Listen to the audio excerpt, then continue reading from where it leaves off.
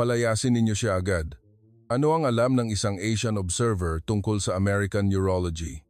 Ang matalim na sigaw ng Chief of Staff ay umalingaw-ngaw, umaatungal sa silid ng emergency room na nagniningning sa liwanag.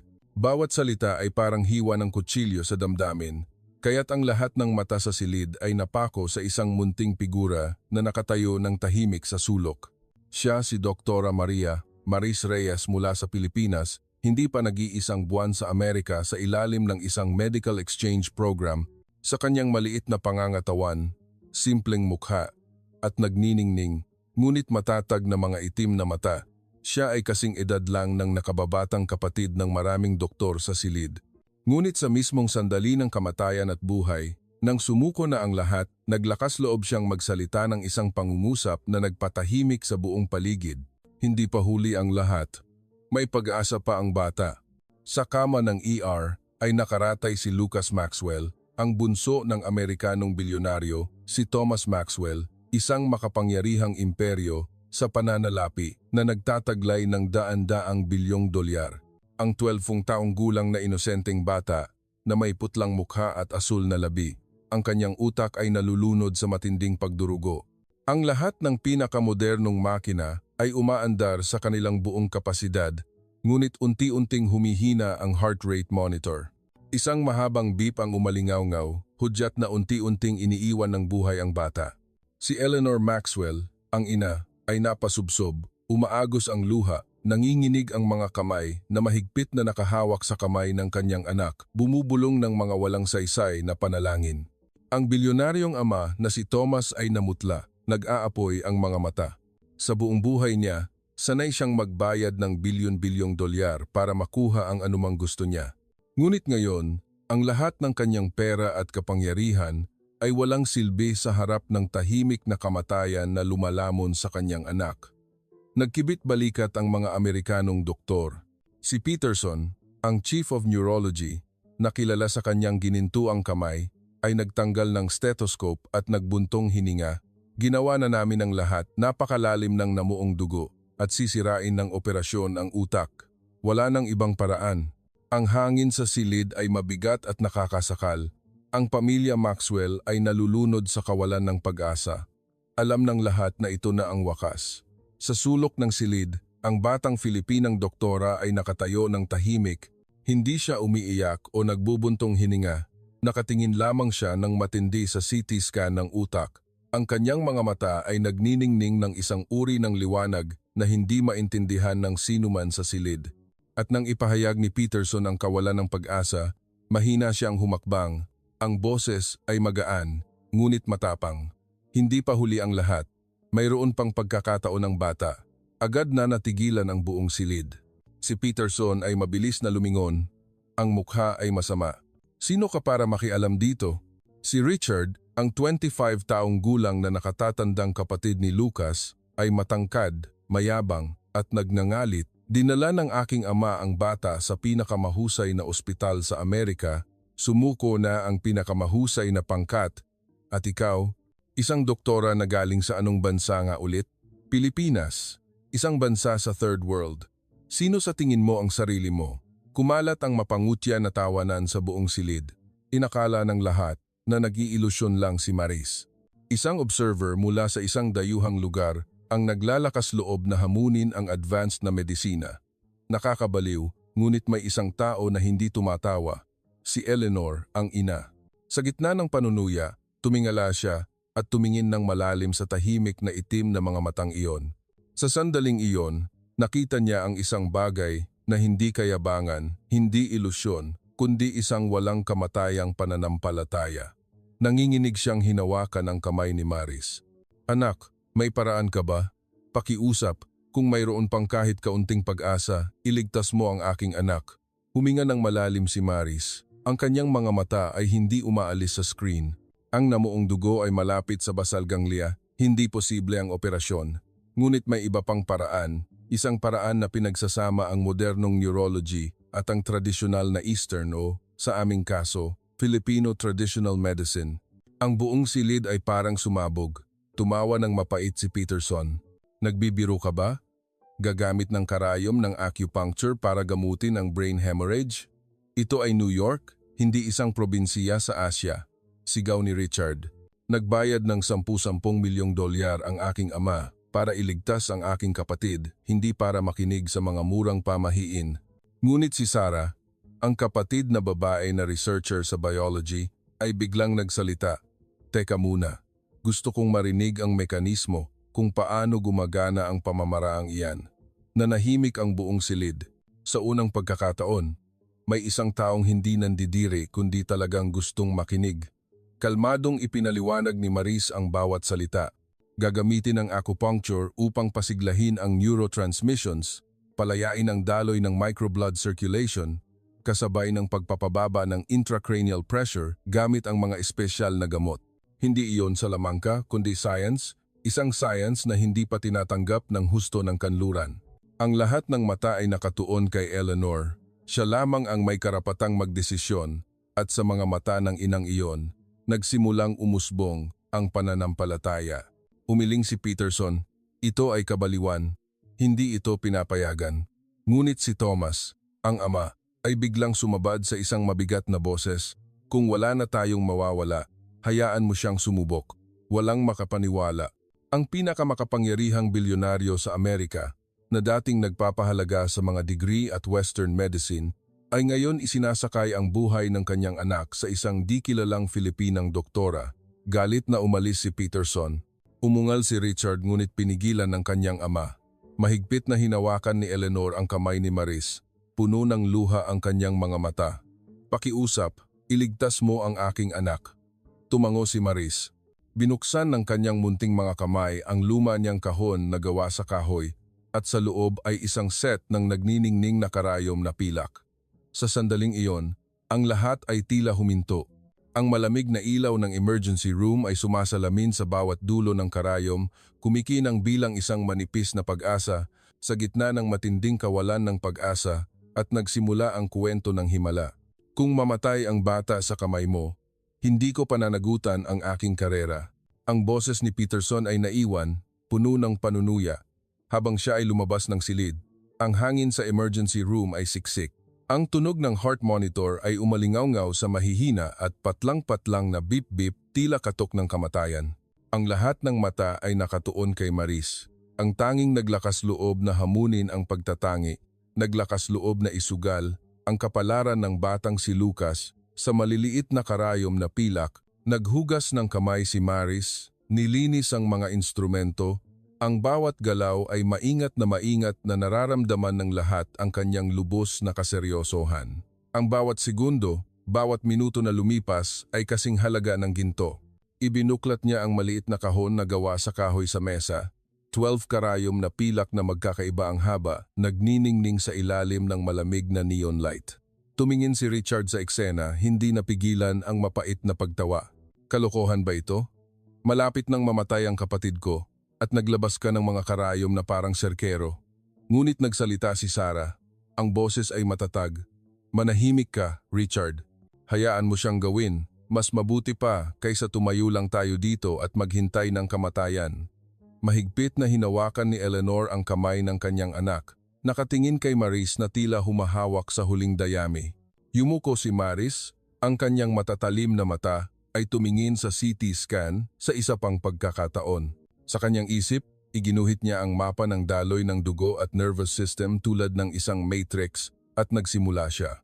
Ang unang karayom ay inilagay sa bayhuhi sa tuktok ng ulo ng bata. Ang kanyang daliri ay magaan tulad ng hangin, ngunit ang kanyang mga mata ay lubos na nakatuon. Ang pangalawa, pangatlo, ay sumunod sa mga temple, Feng Qi, Renjong. Ang bawat karayom na pumasok ay isang pagsusugal, hindi sa mga makina, kundi sa pananampalataya. Nanginginig si Eleanor.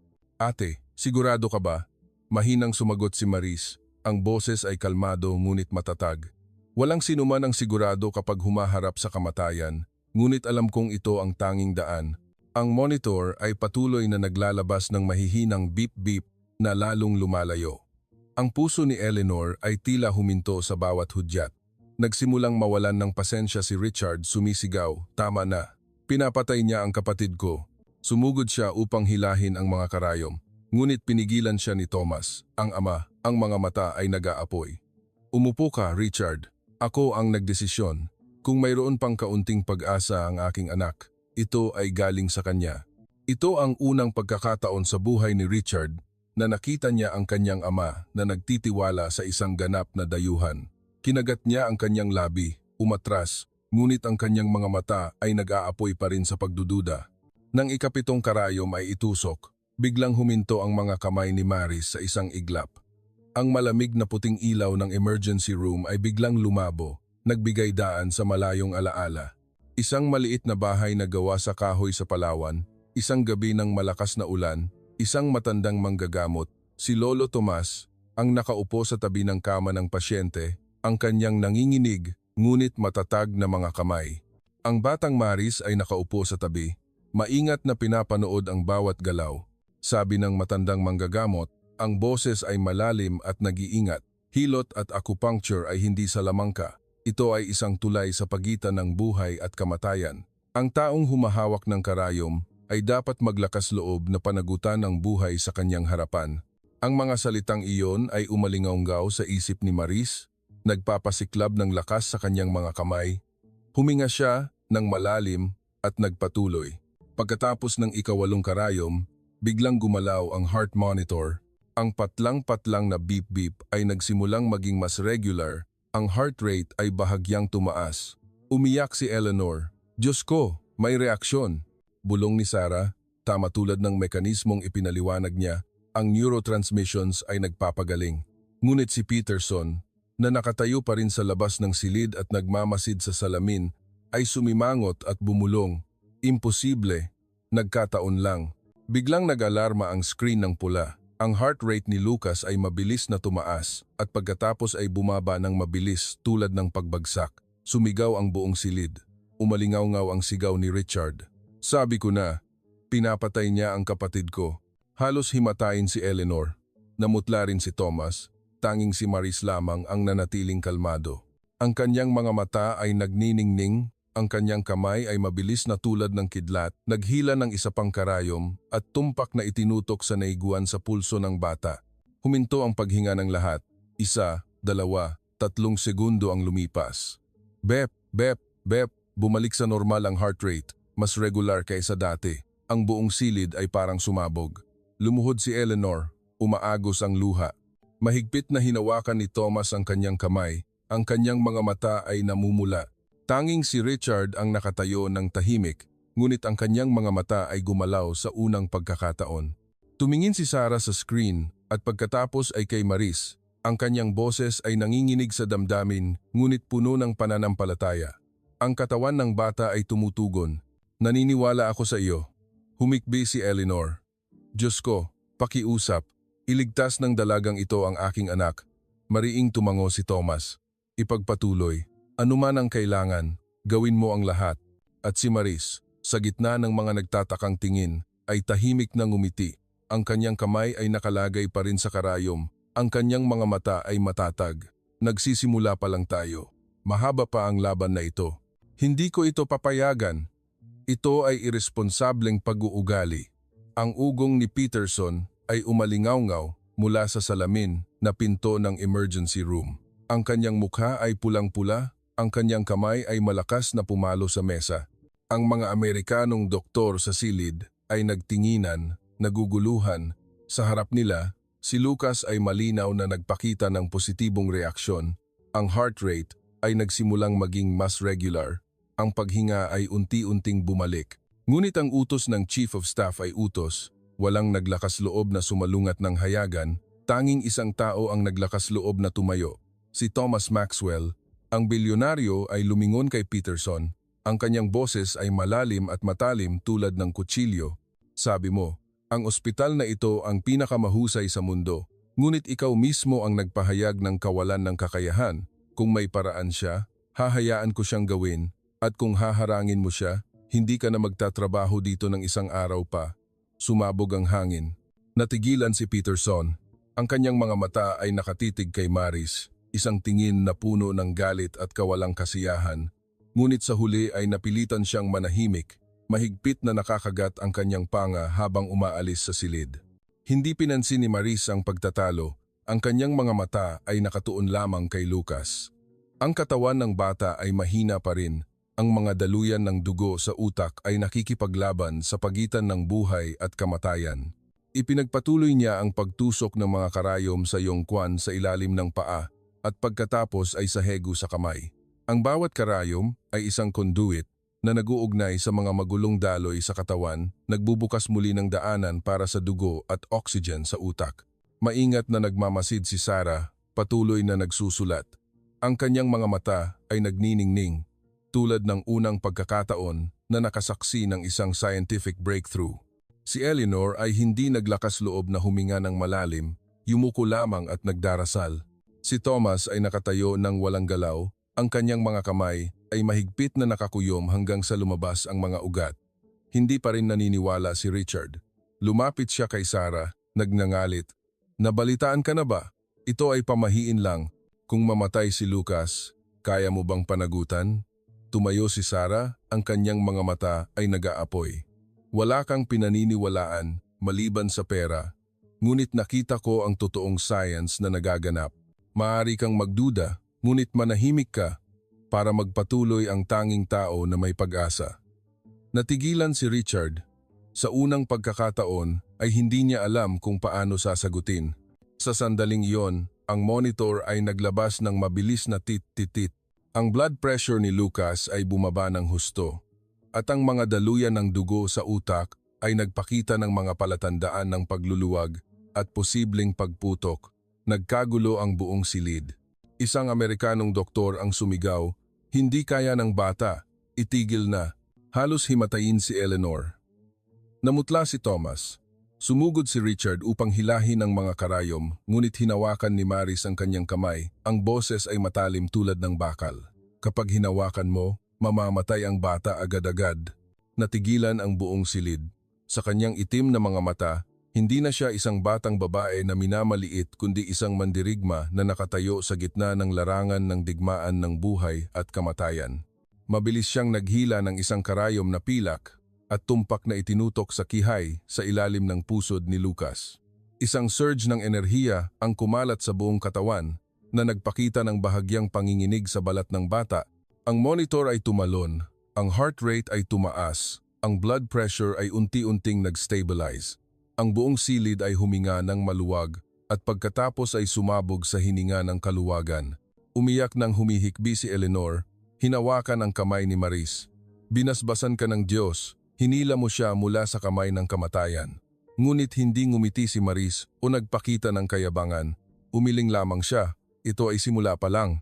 Hindi pa nakakalabas sa panganib ang bata, mayroon pang namuong dugo sa utak na kailangang ayusin.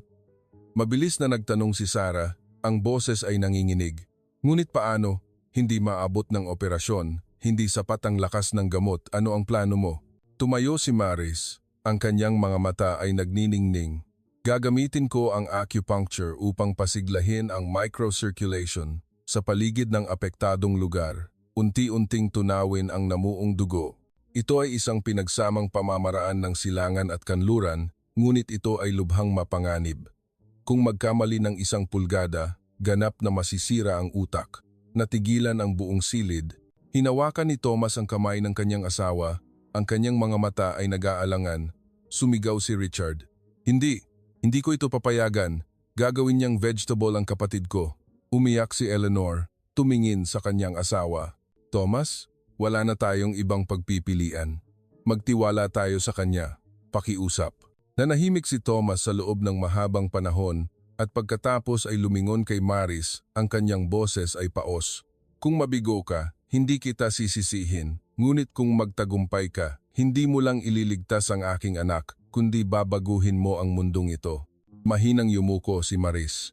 "Hindi ko ito ginagawa upang baguhin ang mundo, ginagawa ko lang ito upang panatilihin ang isang bata sa kanyang mga magulang." Huminga siya ng malalim. Kinuha ang 3 mas mahabang karayom, nagniningning na pilak. Ang bawat dulo ng karayom ay sumugod sa malalim na punto sa ulo ni Lucas. Ang mga puntos na ito ay nangangailangan lamang ng bahagyang paglihis upang maging sanhi ng permanenteng pagkawala ng malay ng pasyente. Lumabas ang pawis sa noo ni Maris. Ngunit ang kanyang mga kamay ay matatag tulad ng bato. Ang bawat galaw ay tulad ng isang sayaw sa siksik na tensyon. Sa labas ng silid ng observation, mahigpit na kinuwelyuhan ni Peterson ang kanyang kamao. Ang kanyang mga mata ay puno ng kawalan ng lakas at pagkapuot.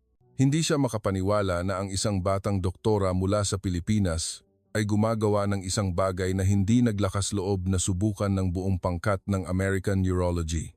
Biglang umalog ang monitor. Ang heart rate ni Lucas ay marahas na gumalaw tulad ng isang bangka na umaalog sa gitna ng bagyo. Sumigaw si Eleanor. "Lucas! Oh Diyos ko!" Sumugod si Thomas ngunit itinaas ni Maris ang kanyang kamay upang pigilan siya. Ang boses ay matalim. "Magtiwala ka sa akin ng isa pang beses." Bahagyang pinaikot niya ang huling karayom, itinutok ito sa mismong shenmen sa pulso. Agad, ang buong katawan ni Lucas ay bahagyang kumibot at huminga ng mahaba.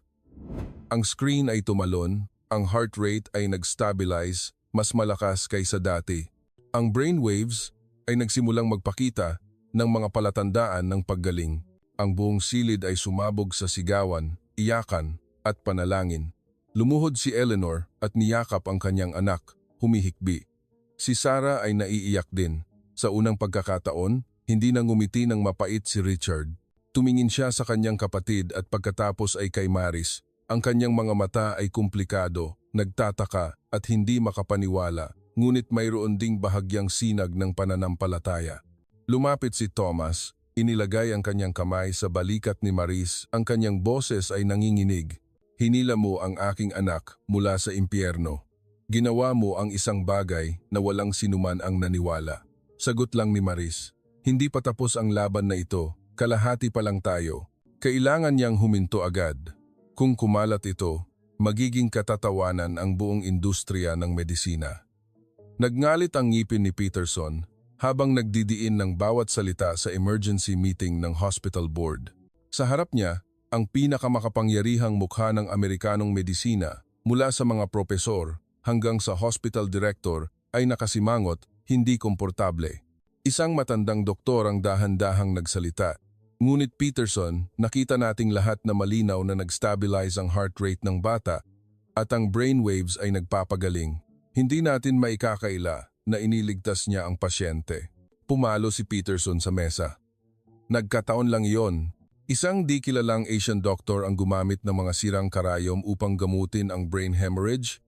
Kung maniniwala tayo diyan, saan pupunta ang ating reputasyon?" Ang buong silid ay nanahimik, walang naglakas loob na magdagdag ng anumang bagay, ngunit ang pagdududa ay kumalat, ang dangal, ang kapangyarihan, at ang malalaking pondo mula sa pamilya Maxwell, lahat ay nasa panganib. Samantala, sa emergency room, si Lucas ay nakaratay pa rin ng walang galaw. Ang mga karayom na pilak ay nakatusok sa kanyang katawan, tulad ng maliliit na kandila na nagpapanatili ng apoy ng buhay. Hindi inalis ni Eleanor ang kanyang mga mata sa kanyang anak. Ang kanyang nanginginig na kamay ay hinahaplos ang buhok ng bata. "Lucas, kailangan mong gumising. Kailangan ka pa ng iyong ama at ina." Si Sarah ay nakaupo sa tabi, patuloy na nagsusulat, nagmamasid sa reaksyon ng katawan ng kanyang kapatid habang pinapanood ang bawat galaw ni Maris. Ang kanyang mga mata ay nagniningning ng isang iba't ibang uri ng liwanag, ang liwanag ng bagong scientific faith. Si Thomas ay nakatayo sa likuran, ang kanyang mga kamay ay nakasuksok sa bulsa, ang kanyang mga mata ay matalim na nakatuon sa pinto. Alam niya na hindi titigil si Peterson. Nagsimula na ang isang labanan hindi lamang sa operating table kundi pati na rin sa likod ng kapangyarihan. Si Richard ay tahimik ng hindi karaniwan. Nakaupo siya sa sulok ng silid, nakatingin sa kanyang kapatid at pagkatapos ay tahimik na nakatingin kay Maris. Sa kanyang asul na mga mata, na dating mapagmataas, ay lumitaw ang isang pagtatalo sa pagitan ng pananampalataya at pagdududa, sa pagitan ng pagtatangi at katotohanan. Paglubog ng araw, pagkatapos ng ilang oras ng acupuncture at pag-aayos, hinayaan ni Maris si Lucas na magpahinga. Nag-iwan lamang ng ilang karayom upang mapanatili ang blood pressure. Nang siya ay lumabas lamang sa pasilyo, may isang anino na humarang sa kanyang harapan, si Peterson. Yumuko siya, ang kanyang boses ay mabigat ngunit puno ng pagbabanta. "Dapat kang huminto. Doktora Reyes. Huwag mong isipin na makakarating ka sa bansang ito at gagawa ng kalokohan sa aming medisina. Sumobra ka na. Tumingala si Maris, ang kanyang mga mata ay nagniningning sa bukas na ilaw. Wala ako rito upang makipag-agawan ng katanyagan. Nandito lang ako upang iligtas ang isang bata at walang makakapigil sa akin na gawin iyon. Kumunot ang noo ni Peterson, tumawa ng mapait. Kung mamatay ang bata, ikaw ang mananagot. At kung mabuhay siya, sa tingin mo ba ay may aamin sa merito ng isang di kilalang Filipina? Isa ka lamang pawn at dudurugin kita. Pagkatapos ay umalis siya, iniiwan si Maris na nakatayo ng tahimik sa malamig na pasilyo. Ngunit sa halip na matakot, isang apoy ang sumiklab sa kanyang loob. Alam niya na ang tunay na kaaway ay hindi lamang ang sakit, kundi ang pagtatangi. Kinaumagahan, nang sandaling nakatulog ang pamilya Maxwell pagkatapos ng mahabang gabi, biglang umalingaw-ngaw ang alarm ng monitor. Ang heart rate ni Lucas ay mabilis na tumaas, ang blood pressure ay tumaas at pagkatapos ay biglang bumaba tulad ng pagbagsak. Sa CT scan, ang namuong dugo ay bahagyang lumiit ngunit lumitaw ang isang bagong brain edema. Isang doktor ang sumigaw, acute brain edema, maaaring huminto ang utak anumang oras. Nagkagulo ang buong silid. Sumigaw si Eleanor. Mahigpit na hinawakan ni Thomas ang balikat ng kanyang asawa at sumugod si Richard kay Maris, nagngangalit. Sinira mo ang kapatid ko! Ito ang resulta ng iyong murang pamahiin. Sumabat si Sarah. Ang boses ay nanginginig, hindi. Ito ay isang inaasahang side effect. Inaayos ng utak ang sarili nito.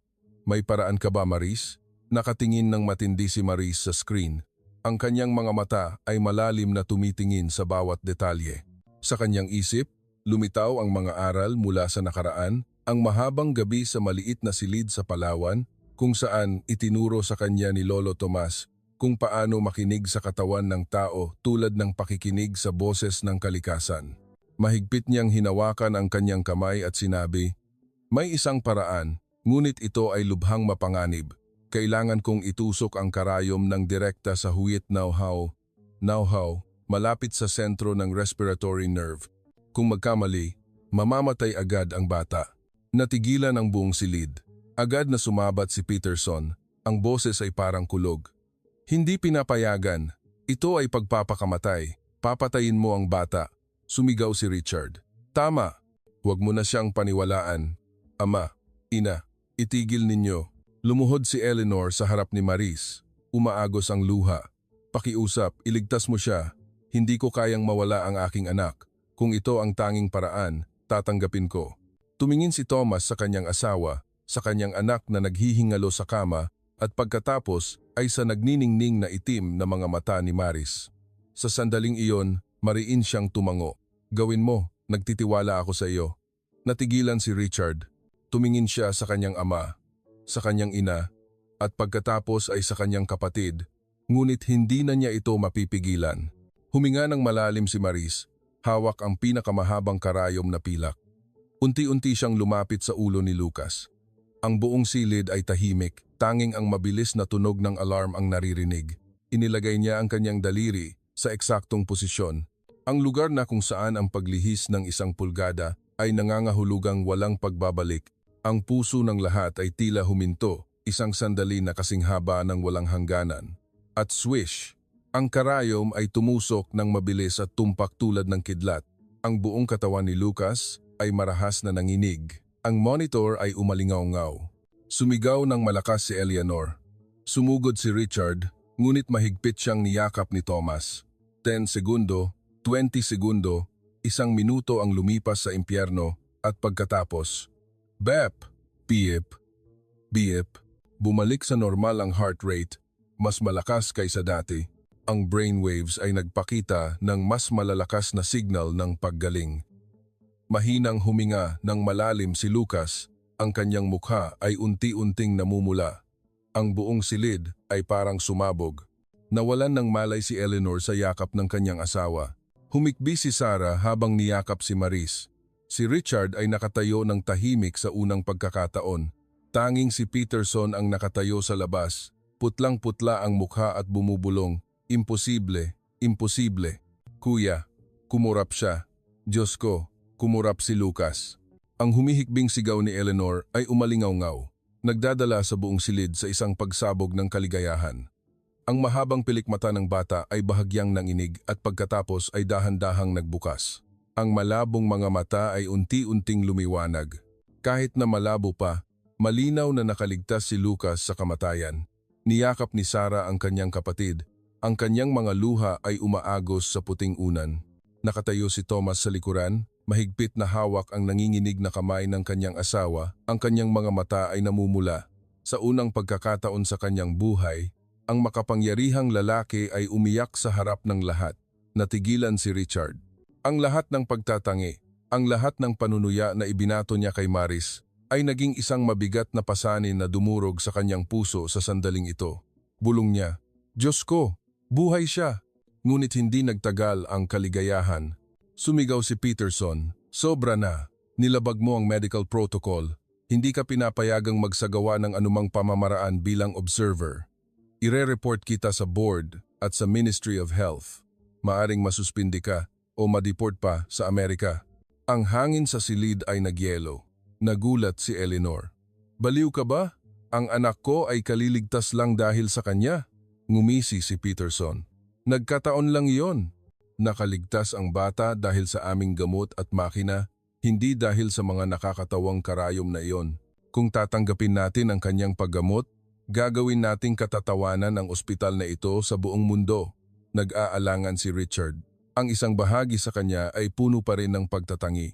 Ngunit ang isa pang bahagi ay hindi maikakaila ang kanyang nakita.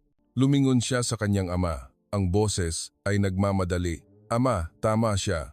Kung maniniwala tayo sa kanya, ang buong ospital, ang buong pamilya Maxwell ay pagtatawanan ang ating reputasyon." Nanahimik si Thomas. Alam niya kung ano ang kinakatakutan ni Richard. Gagamitin ng media, financial elite at mga kalaban sa politika ang kuwentong ito upang siraan ang pamilya Maxwell. Nakita ni Peterson ito at humakbang. Ang kanyang boses ay matigas tulad ng bakal. "Mr. Maxwell, tandaan, ang lahat ng medical reports ay nasa kamay ko. Kung suportahan mo siya ng hayagan, ang karera at reputasyon ng iyong pamilya ay babagsak sa bangin. Pinakamahusay, hayaan mo akong hawakan ito at ilibing ang kuwentong ito magpakailanman." Umiyak si Eleanor. Hinawakan ang kamay ng kanyang asawa. "Hindi, Thomas. Hindi mo ito magagawa. Kung wala si Maris, patay na si Lucas. Kailangan mo siyang protektahan tulad ng pagprotekta niya sa ating anak." Tumayo rin si Sarah. Ang boses ay nanginginig ngunit matatag. "Ama, nakita natin ang katotohanan. Hindi lang niya iniligtas si Lucas kundi nagbukas din siya ng bagong daan para sa medisina. Kung mananahimik tayo, ibig sabihin ay tinatanggihan natin ang buhay mismo." Kinagat ni Richard ang kanyang labi. Ang kanyang mga mata ay nag-aalangan, gusto niyang protektahan ang reputasyon ng pamilya. Ngunit sa tuwing titingnan niya ang kanyang kapatid na humihinga ng regular, ang alaala ng mga sandali ng kamatayan ay sumisira sa kanyang kayabangan. Hindi tumigil si Peterson. Ibinagsak niya ang makapal na folder sa mesa. Ang boses ay matalim. Sinuri ko ang kanyang background. Isang batang doktor na walang reputasyon mula sa isang mahirap na bansa. Ang kanyang degree ay walang halaga sa Amerika. Ire-report namin na nakialam siya ng walang pahintulot, na nagdulot ng mga komplikasyon, at ang paggaling ng pasyente ay salamat sa aming opisyal na protocol. Sino ang paniniwalaan nila? Isang dayuhan o kami?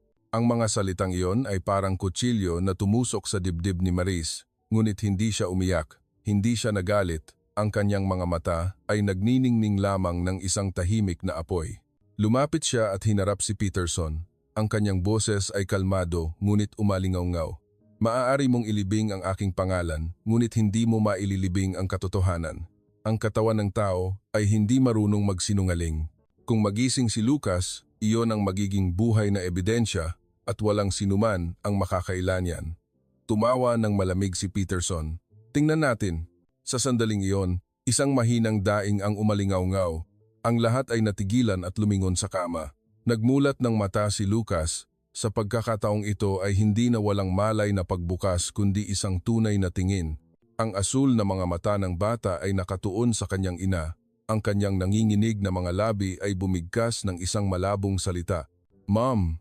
Sumigaw si Eleanor sa kaligayahan, bumagsak sa tabi ng kanyang anak, mahigpit na niyakap ang bata.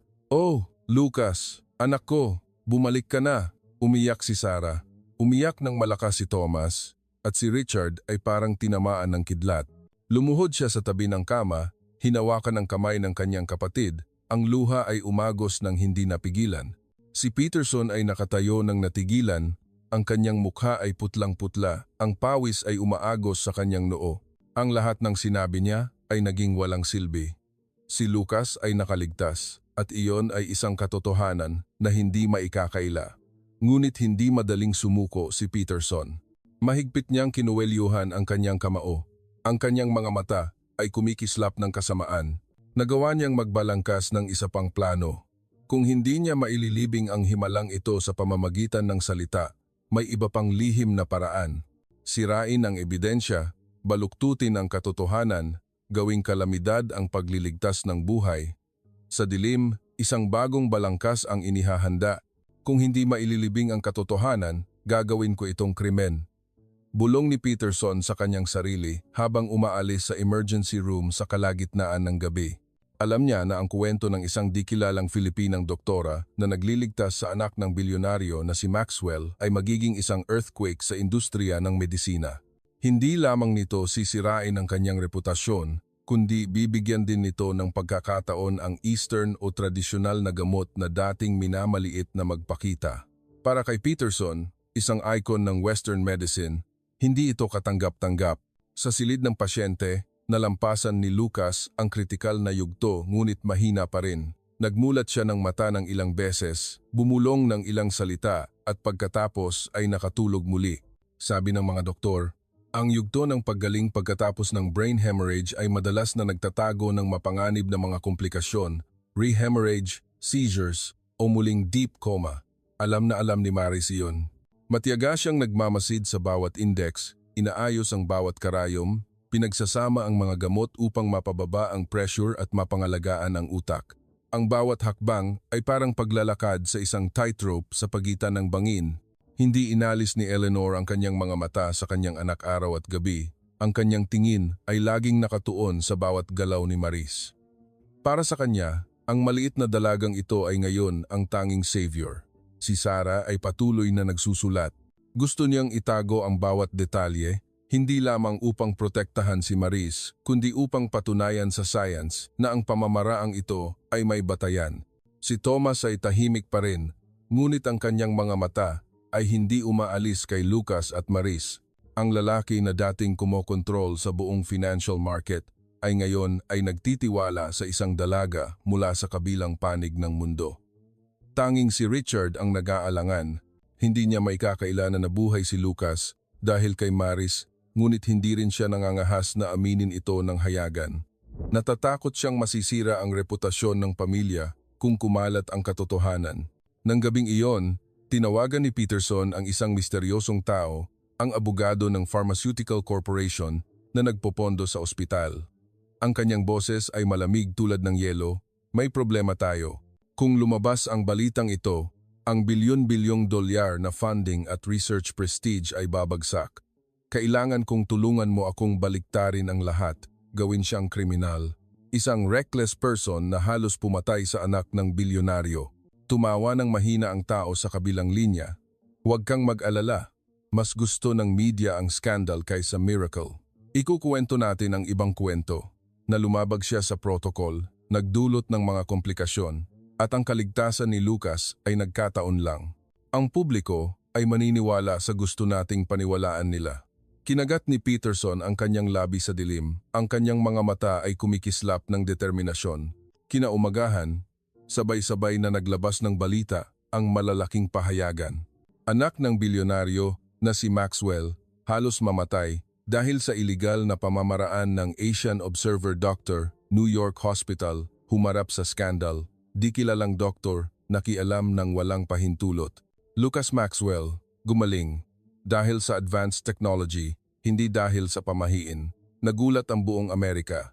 Ang social media ay puno ng panunuya, racism at pagtawag kay Maris na scammer. Sa ospital, maraming doktor ang nagsimulang umiwas sa kanya, Ilang nurse ang nagbulungan sa likuran. Nagkataon lang siya. Kung namatay ang bata, baka nakakulong na siya. Galit na galit si Eleanor hanggang sa manginig. Gusto niyang magsalita ngunit ginamit ni Peterson ang kanyang kapangyarihan upang pigilan siyang makipag-ugnayan sa media. Si Thomas ay pinipilit ng maraming shareholders. Hindi niya kayang hayaang mahila ang pangalan ng pamilya sa putik dahil lamang sa isang di kilalang dalaga. Nang mabasa ang mapanirang balita, ngumiti lamang ng malungkot si Maris. Hindi siya estranghero sa pagtatangi. Mula sa kanyang mahirap na probinsya sa Palawan hanggang Amerika, lagi siyang minamaliit mula sa kanyang tangkad hanggang sa kanyang boses. Ngunit hindi niya kailanman hinayaan na makahadlang iyon. Mahigpit na hinawakan ni Sarah ang kamay ni Maris. Ang boses ay puno ng determinasyon. Patutunayan natin na mali sila. Ilalabas ko ang lahat ng video, data at recovery index ni Lucas. Walang sinuman ang makakaila sa scientific truth. Umiling si Maris, hindi Sarah. Ang pinakamahalaga ngayon ay si Lucas. Kapag ganap siyang gumaling, siya ang magiging buhay na ebidensya. Sa oras na iyon, kahit gaano pa karami ang kanilang kasinungalingan, hindi nila matatakpan ang katotohanan. Niyakap ni Eleanor si Maris, umaagos ang luha. Anak, poprotektahan kita. Kahit na ang buong mundo ay sumalungat, naniniwala ako sa iyo. Sa mismong sandali na kumalat ang masamang balita, biglang nag-seizure si Lucas. Umalingaw-ngaw ang alarm ng makina, nagulat ang mga doktor. Nakatayo si Peterson sa labas ng silid at ngumiti ng malamig. Ito ang patunay na sinira niya ang pasyente, ngunit hindi nataranta si Maris. Mabilis siyang nagtusok ng karayom sa Renzong at pagkatapos ay sa taiyang gamit ang acupuncture technique kasabay ng anti-convulsant na gamot. 1 minuto, 2 minuto at unti-unting nag-stabilize si Lucas. Nagmulat siya ng mata, mas malinaw sa pagkakataong ito at mahinang bumulong sa isang mahina na boses. Mom, I'm Oak. Napasubsob si Eleanor, umiiyak ng humihikbi. Mahigpit na hinawakan ni Thomas ang kamay ng kanyang anak. Umiyak si Sarah dahil sa kaligayahan. Si Peterson ay nakatayo sa labas ng pinto, putlang-putla ang mukha. Hindi niya inasahan na ganito kabilis gumaling ang bata. At sa sandaling iyon, si Richard, ang panganay na anak, ay lumapit kay Maris sa unang pagkakataon. Ang kanyang boses ay paos. Iniligtas mo ang kapatid ko. Ako. Nagkamali ako. Nagsimulang kumalat ang pananampalataya.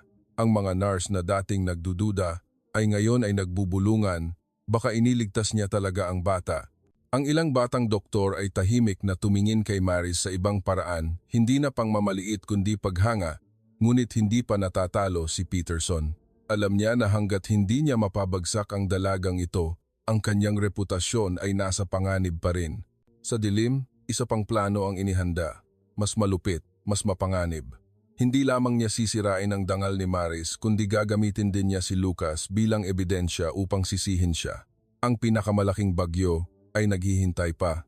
Kung hindi siya mapabagsak ng katwiran, gagamitin ko ang pasyente mismo para tapusin ang kanyang karera. Bulong ni Peterson. Ang kanyang mga mata ay kumikislap ng kasamaan habang siya ay pumasok sa kanyang lihim na research room. Sa mesa ay may isang vial ng experimental drug na pinondohan ng Pharmaceutical Corporation. Alam niya na sa sandaling iturok ang dosis na ito sa ugat ni Lucas, ang katawan ng bata ay magkakaroon ng matinding seizures na nagdudulot ng mapanganib na mga komplikasyon. Pagkatapos ay sisisihin niya si Maris na sinasabing dulot ito ng kanyang acupuncture procedure. Ang kanyang reputasyon ay sisirain at ang bawat himala ay magiging katatawanan. Samantala, sa silid ng pasyente, si Thomas ay may emergency meeting kasama ang hospital board. Nagbigay ng presentasyon si Peterson sa harap ng buong konseho. Ang kanyang boses ay seryoso tulad ng isang hukom. Ang kalagayan ng bata ay pansamantalang swerte lamang. Hindi natin mapapayagan ang isang dayuhang doktor na kumilos ng walang pahintulot na naglalagay sa panganib sa buhay ng pasyente. Kung patuloy na susuportahan ng pamilya Maxwell ang dalagang ito, magiging seryoso ang mga kahihinatnan. Idinagdag ng isang miyembro ng konseho, ang reputasyon ng ospital, bilyon-bilyong dolyar na funding, libu-libong buhay ng Amerikano ay mapinsala. Mr. Maxwell, maging matino ka. Tahimik si Thomas, ang kanyang mukha ay tensyonado. Alam niya na may kakilakilabot na kapangyarihan si Peterson at ang ospital. Kapag inilabas nila ang opisyal na report, ang katotohanan ay maaaring baluktot sa anumang paraan. Agad na sumagot si Richard. Ang boses ay matatag. Ama, kailangan mong protektahan ang pamilya. Ang reputasyon ni Maxwell ay mas mahalaga kaysa sa isang dayuhang babae. Huwag nating hayaang pagtawanan tayo ng buong mundo. Umiyak si Eleanor, lumuhod sa harap ng kanyang asawa. Hindi, Thomas.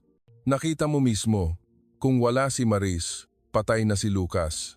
Hindi mo siya pwedeng hayaang ilibing nila. Lumapit din si Sarah, ang boses ay nanginginig. Ama, mayroon akong data, mayroon akong figures, mayroon akong lahat ng video recording. Maaari ko itong patunayan sa pamamagitan ng science, ngunit kailangan kong tumayo ka sa panig ng katotohanan.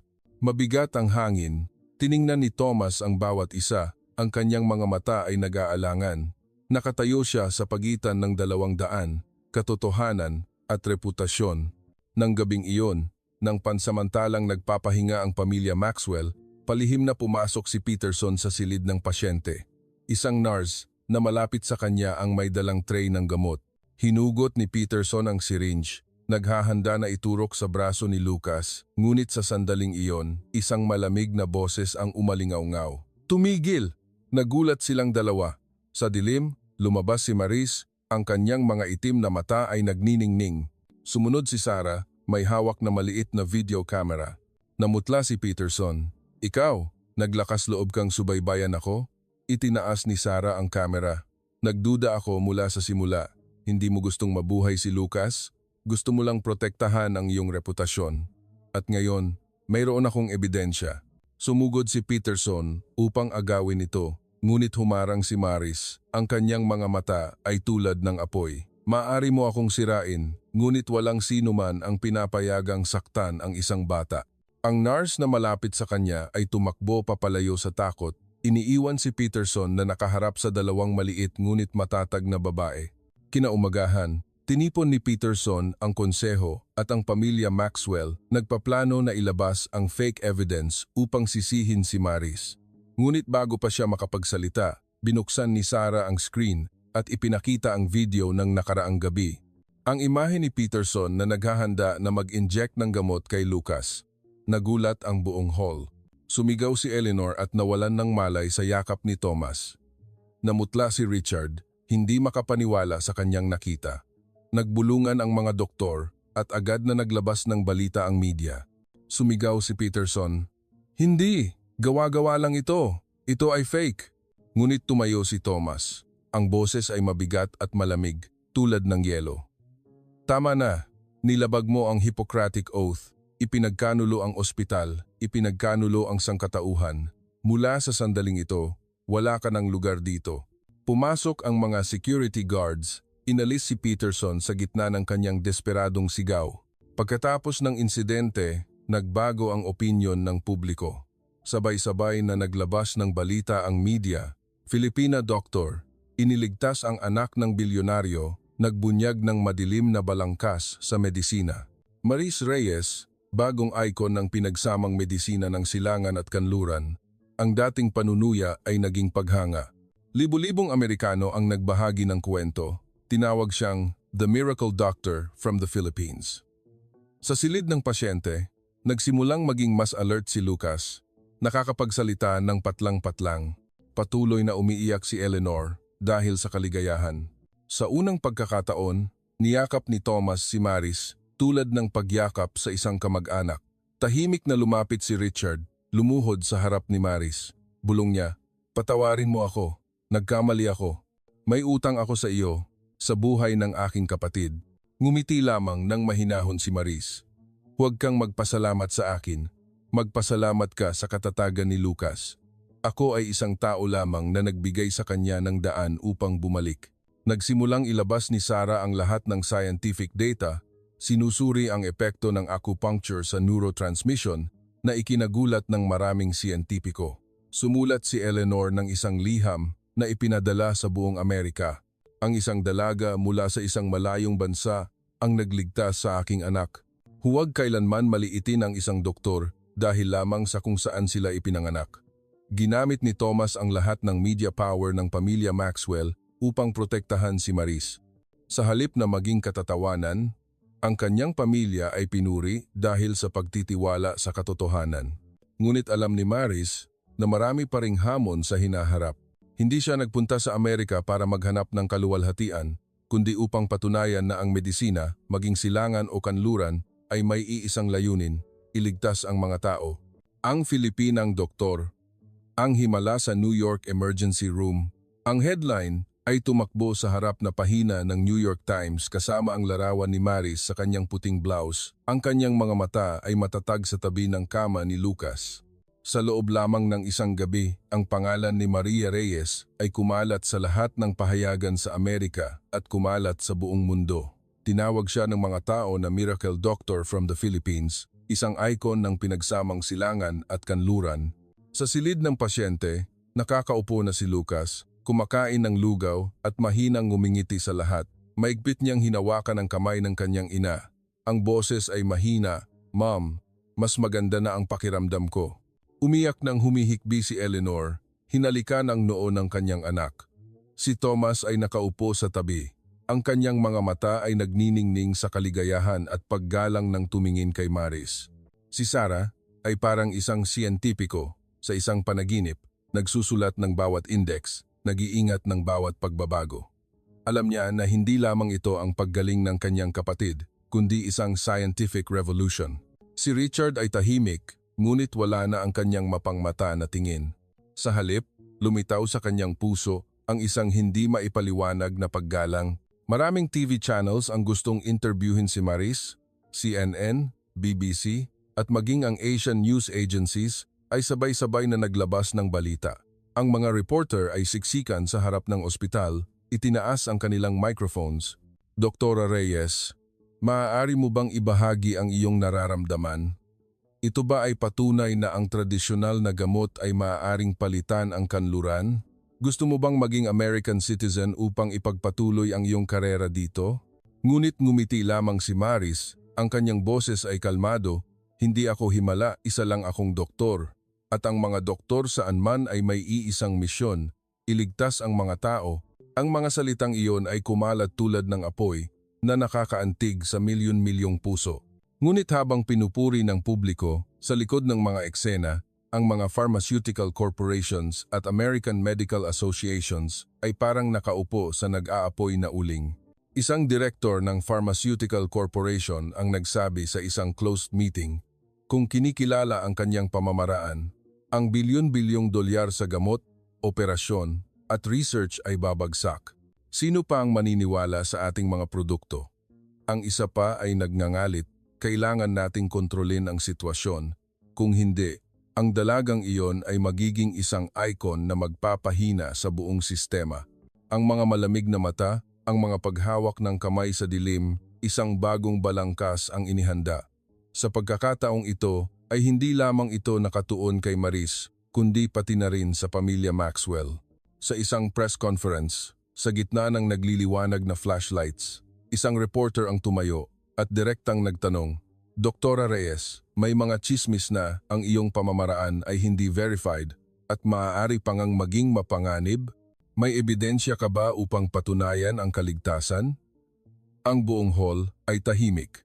Ang lahat ng lenses ay nakatuon kay Maris. Huminga siya ng malalim, ang kanyang mga mata ay kalmado. "Ang aking ebidensya ay ang pasyente, si Lucas Maxwell. Ang bata ay nakaligtas at gumagaling araw-araw. Ang kanyang buhay ang pinakamalaking patunay. Ang science ay hindi lamang nasa papel, ito ay nasa bawat tibok ng puso na bumalik sa buhay." Sumabog ang palakpakan sa buong silid. Umiyak si Eleanor habang niyakap ang kanyang anak.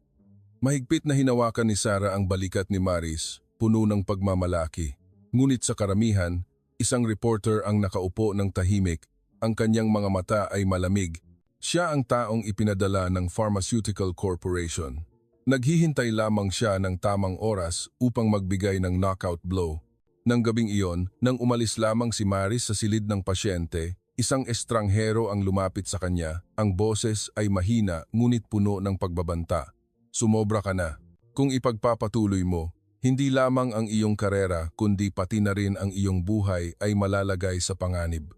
Hindi natinag si Maris. Tumingala siya. Ang kanyang mga mata ay nagniningning tulad ng mga bituin. Kung natatakot ako, hindi ko sana pinili na maging doktor.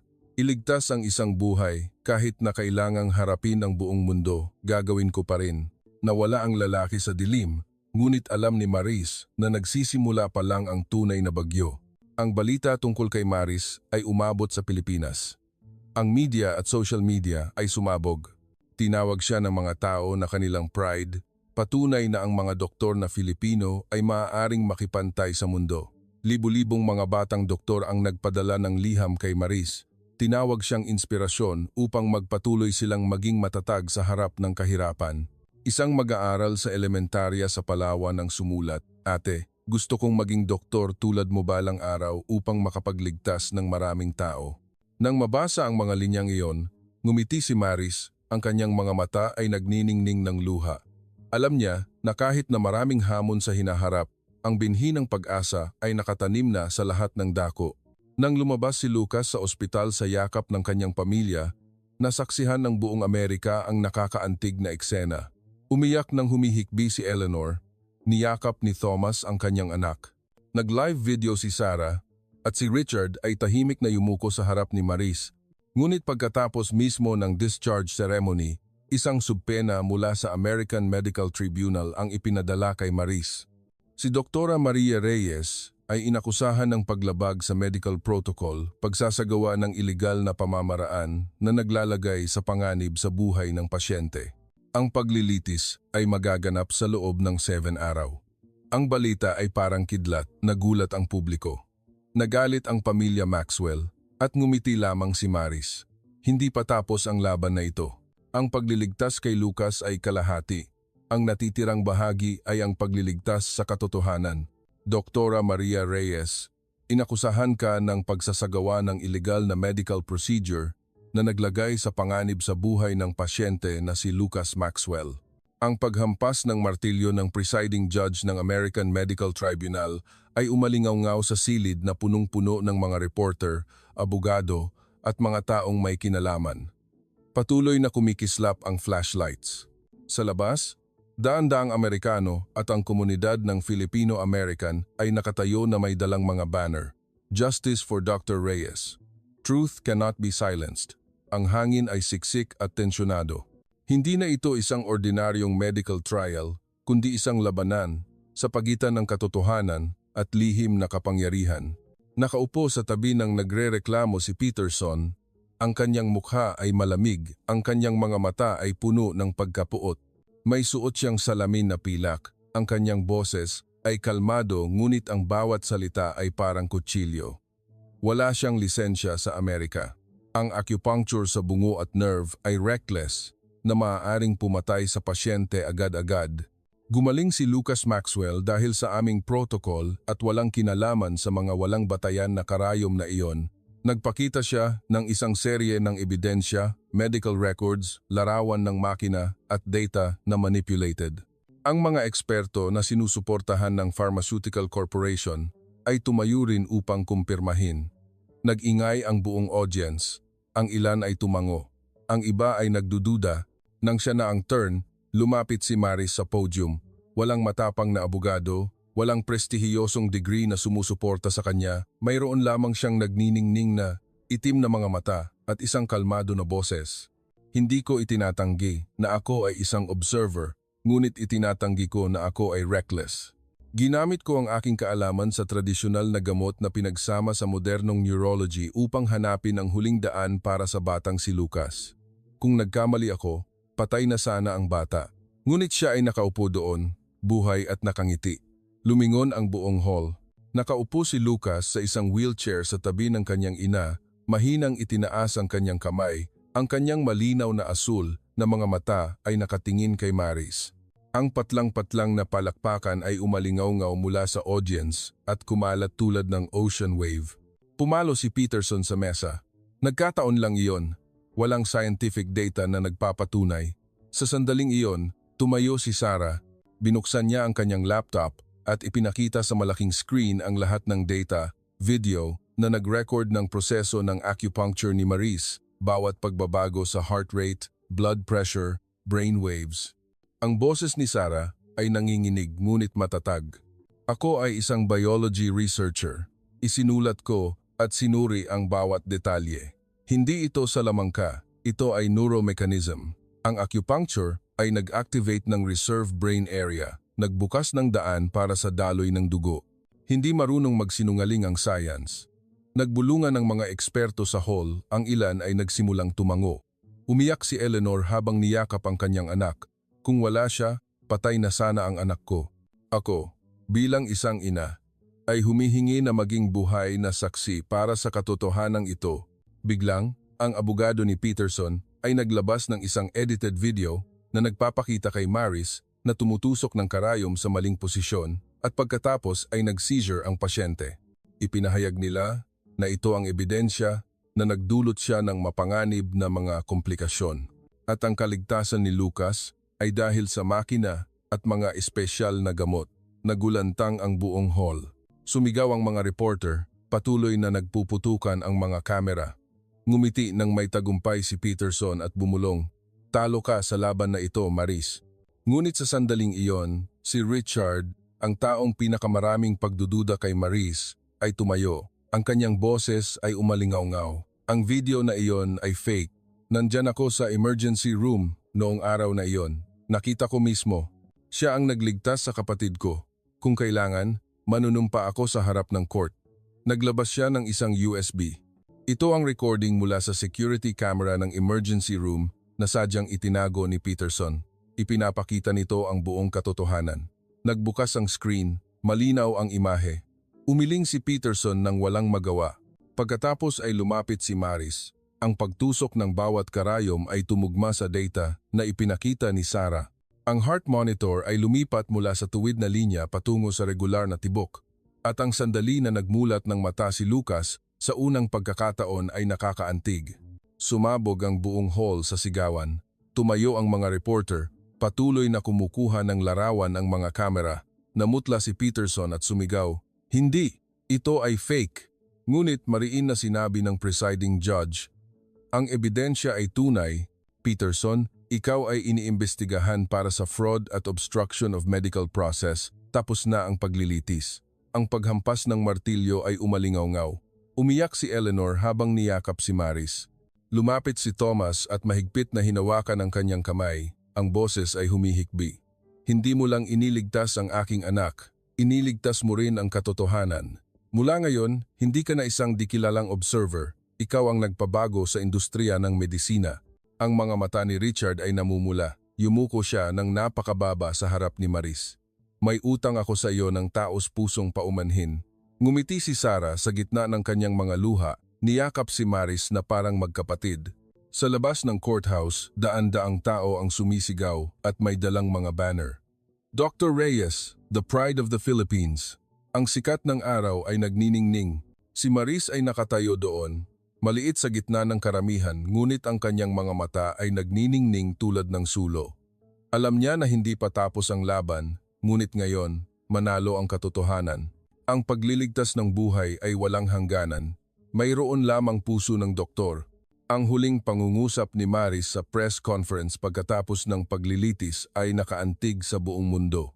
Pagkalipas ng ilang linggo, nakakakilos na si Lucas sa mansyon ng Maxwell.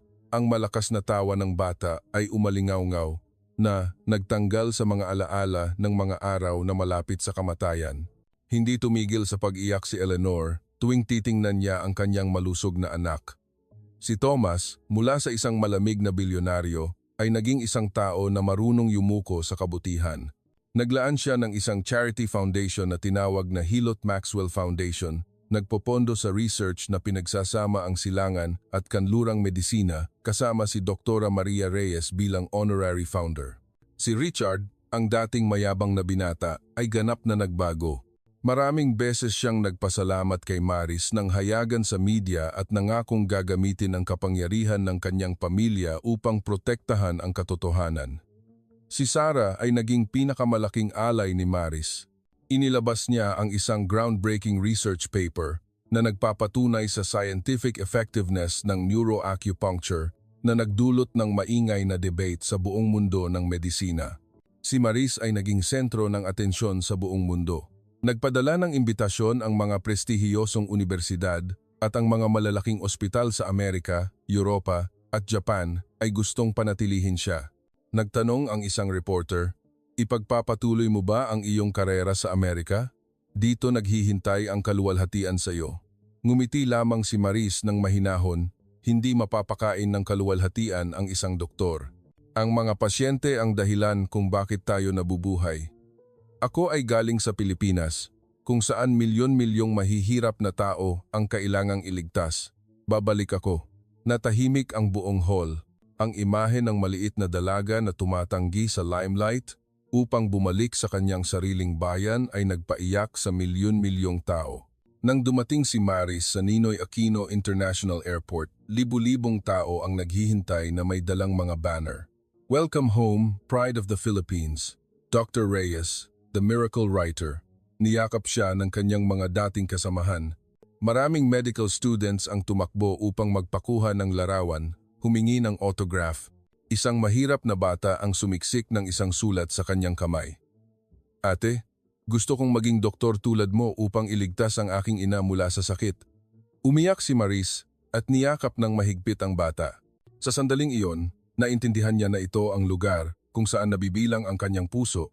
Sa seremonya ng pagpaparangal na inorganisa ng Department of Health, lumapit si Maris sa podium, ang boses ay kalmado ngunit umalingaw-ngaw. "Hindi ako himala. Isa lang akong doktor at naniniwala ako na maging silangan o kanluran, iisa lang ang layunin ng medisina, iligtas ang mga tao mula sa kamatayan. Umaasa ako na tayong lahat na nakasuot ng puting blouse ay tandaan na ang pinakamalaking halaga ay hindi nasa katanyagan, hindi nasa mga parangal, kundi nasa bawat buhay na pinananatili nating buhay." Tumayo ang audience at pumalakpak ng malakas. Maraming batang doktor ang naiyak.